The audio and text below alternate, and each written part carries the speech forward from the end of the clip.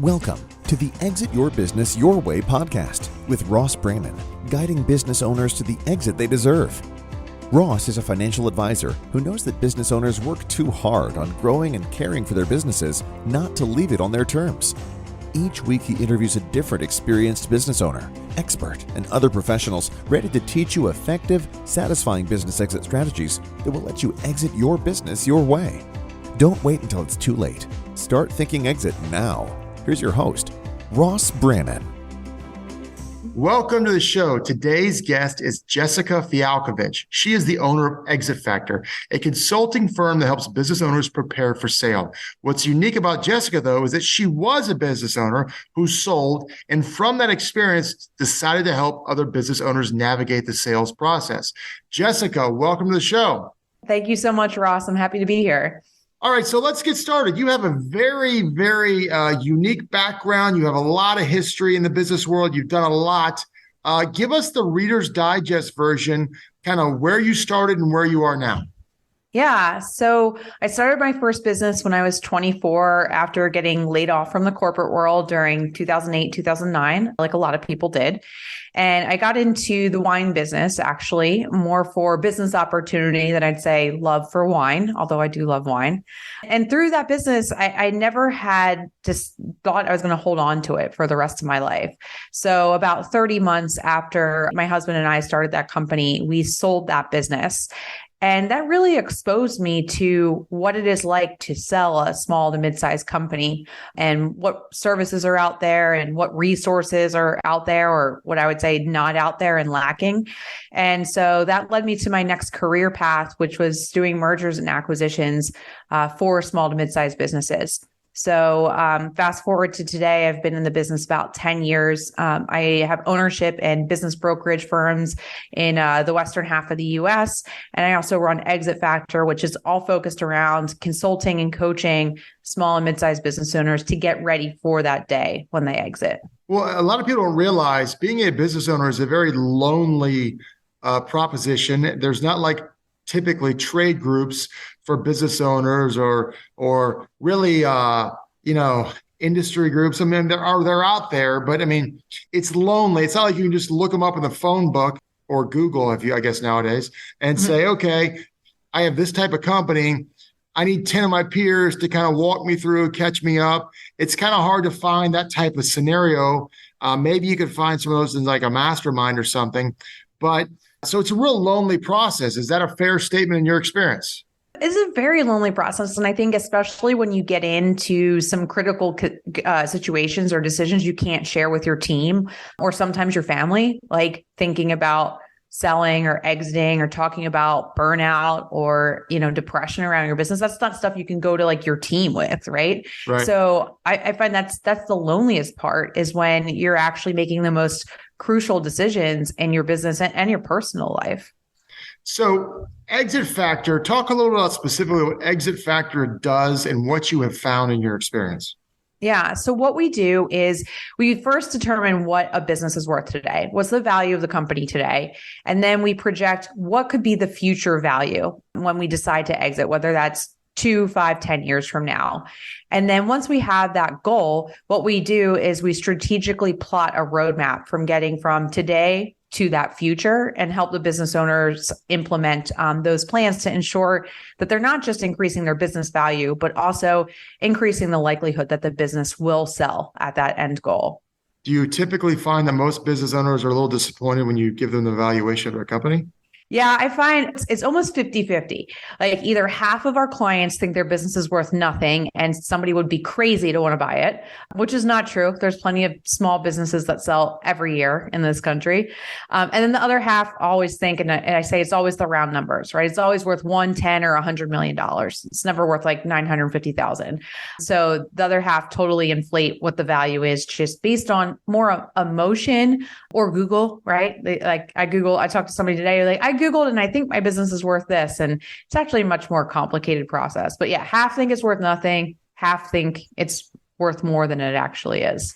Now, in my experience, people typically, when they decide they want to sell, it's like, I want to sell by Friday, and not realizing it takes 2 to 5 years of planning to maximize your value. So you could probably sell for 3 to 5 million by Friday, but you could sell for 10 if you put the work in over the next 2 to 5 years.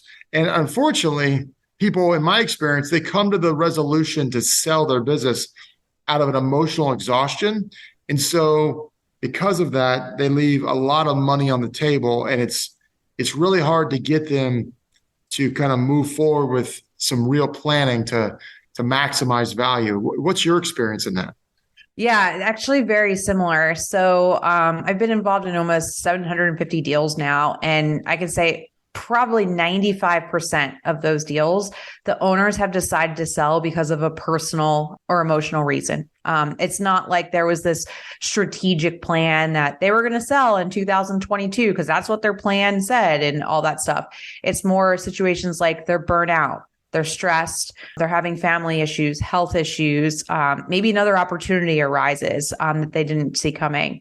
But for that reason, that's one of the key reasons I founded Exit Factor is we don't take on clients and say, hey, you need to engage in this process 2 years before you're going to sell or 3 years before you're going to sell. We're much more proponents of running your business like it could be sold at any time. Because for those 95% of people, we have no idea when we're going to sell our companies. We might think we know, but we don't know. And this is what happened to me in my first company. We don't know when we're going to wake up that day and be totally and utterly burnt out and say, enough, I'm done. And if, to your point, if we wait until that point to start the planning process, we're going to leave a lot of money on the table, or maybe have something that can't be sold at all. But if we decide to run our companies from the beginning, ideally, but if not from the beginning today, we decide we're going to run it like we could sell it for any time. If and when that day does come, we've already done all the work and we can just put it on the market that day when that burnout occurs. Now, you found a number of factors that help maximize value. Could you talk a little bit about those? Yeah. So one thing that was important in establishing the company is I see a lot of exit planning and exit strategies that don't tie back to the buyer market, right? So what we did is we surveyed and did a lot of research through our buyer database to see what buyers were willing to pay more for in a business, what factors or what we call value drivers would increase that value, and what value or what we call deal killers would take away value from a company or kill a deal. So we have identified about 12 different value drivers that increase the purchase price of a business and 4 different deal killers that will just totally kill a deal outright for the buyer. Give us an example of something that would drive value and something that would kill the deal. Yeah. So one big thing, and this is you hear this a lot on different educations and podcasts, but it's surrounding the owner's role. So if you think about the owner being less involved in a business is a value driver. So the less the owner is involved in the business, especially in some key roles like sales and marketing, the less risk there is for a buyer when that transfer occurs. Because now, Ross, you're doing business with my company and not with me just because you like me, right? So businesses where the owner's involved less in day-to-day operations, that makes the business worth more. Deal killers, books and records are the number one deal killer. So financial cleanliness, financial record keeping is just super critical. It's really the starting point of due diligence for all buyers. And if you don't have like we talk about cleanliness of books and records, but also it's like history and a good understanding as an owner of like, what does your profit and loss statement mean? And how does that translate to cash returns for you as an owner? Like that's critical. And if you don't understand or know those answers to those questions, that's a deal killer for most buyers. So a couple of things right there. Number one, in your experience, how many small businesses are really a business owner who owns a really good job with a really good support team? And by that, I mean, they are in charge of all the sales. If they go away, the business goes away. Doesn't matter if you're selling air conditioners, if you're selling widgets, if you're a construction company, whatever. In your experience of these small businesses, how many of them are like that? Most of them. Like most of them, I don't have percentages, but Right. most of them. And I think there's ways like, look, you can still sell a business that you're super involved in. There's a huge, actually, the majority of buyers are looking more for like a job than they are an investment. So there is a pool of buyers that will buy a company like that, but it will limit the value that you get on that company. And it will change the deal structure. It'll shift the risk more to the seller through things like seller financing and earnouts rather than them getting cash. So most of them are like that. But I think what we do with them is try to reveal how they can make it less dependent on themselves without just hiring more full-time employees or killing the profit margins of the business too. Now, books and records. In your experience, how many businesses have a bookkeeper or have their CPA do their bookkeeping? Or, I mean, are they not doing that? Or are they just kind of willy-nilly and not really even, reviewing it on a monthly basis? I think it's gotten a lot better. Most small business owners do have a handle on like the bookkeeping getting done, right? And like programs like QuickBooks have made that super possible.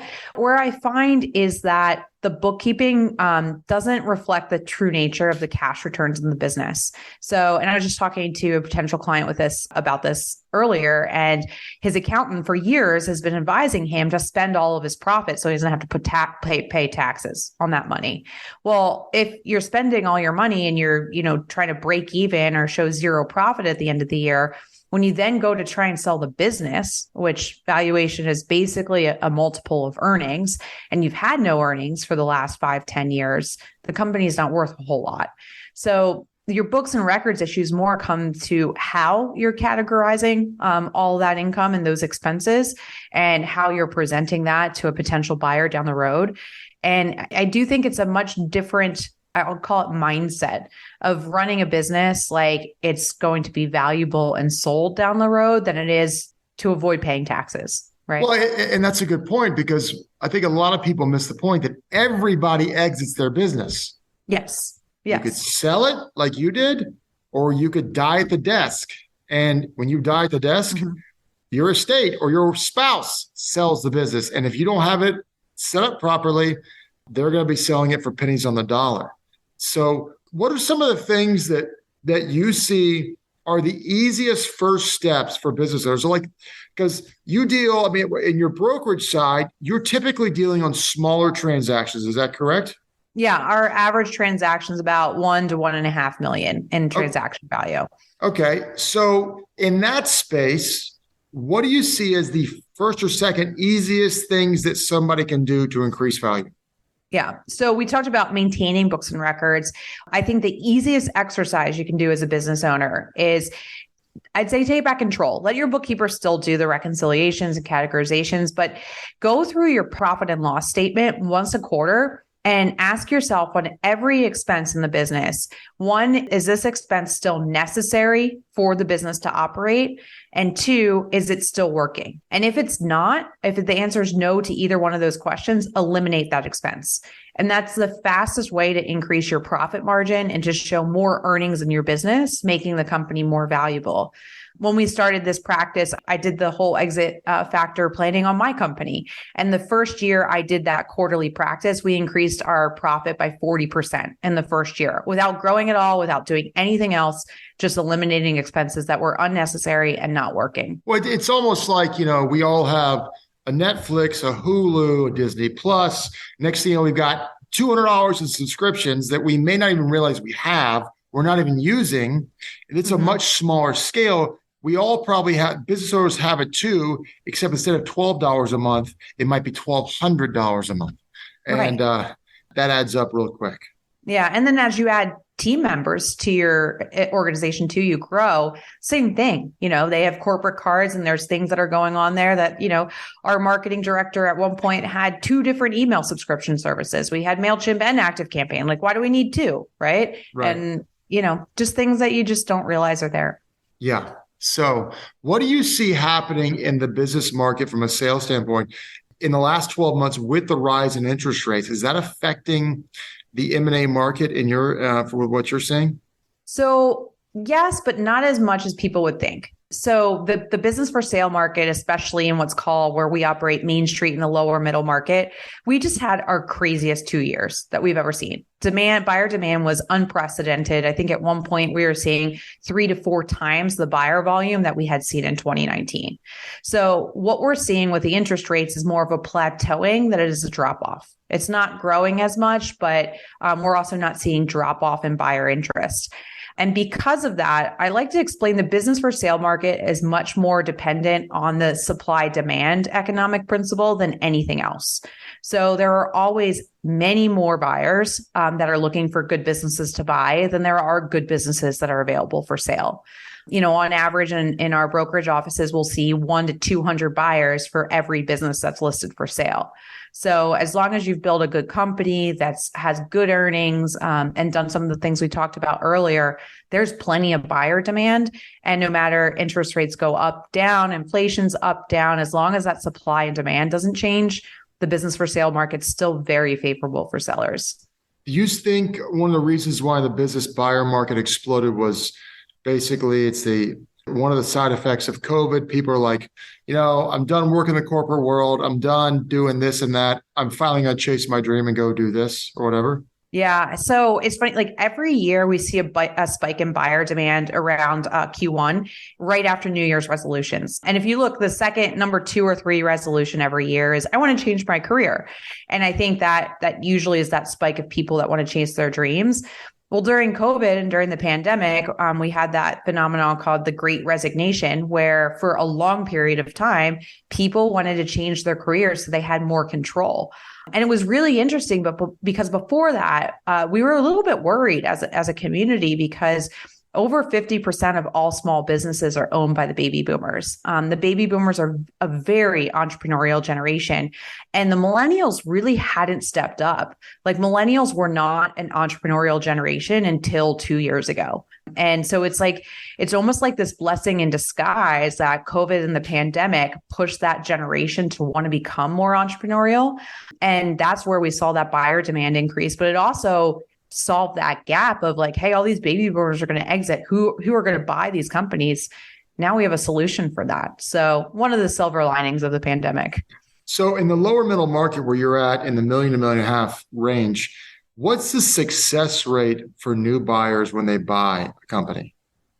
So I don't really know the answer to that question because we don't typically, since we're on the sell side, we don't typically track the success rate of buyers.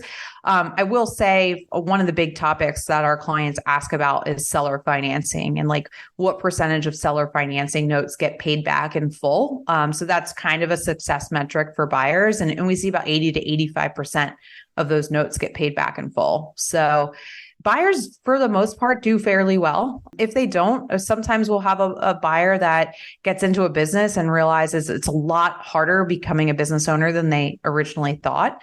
And typically what they'll do is they'll end up reselling the business to another party so they can get out of it. Right. So, Jessica, if a business owner wants to work with you in Exit Factor, who is the person who should be working with you, reaching out to you, and how do they do that? Yeah, so I'd say the person that should be reaching out to us is someone that is thinking about selling their business in the future, especially if you think that day, and we talked about timelines, like sometimes we don't know the timeline, but if you think that day is less than 5 years away, it's a really important time to start that conversation. And you can find us at exitfactor.com. If you go to /podcast, we've got some free downloadables, free resources, and you can connect with me directly there as well. And what do you see from results typically? What kind of value, if they follow your system, your process, what kind of value drivers from a percentage standpoint are you seeing typically with your clients?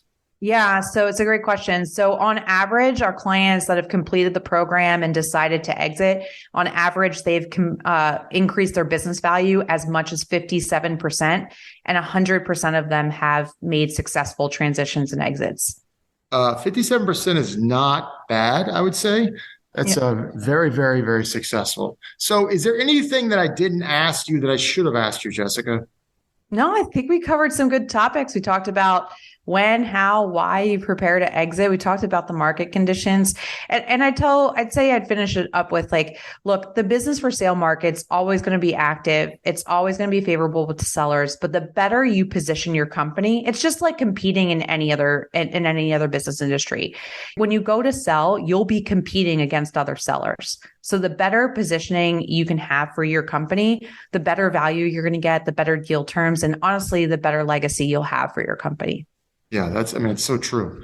It's so true. Well, Jessica, I really appreciate you coming on the show today. It's been a pleasure talking to you.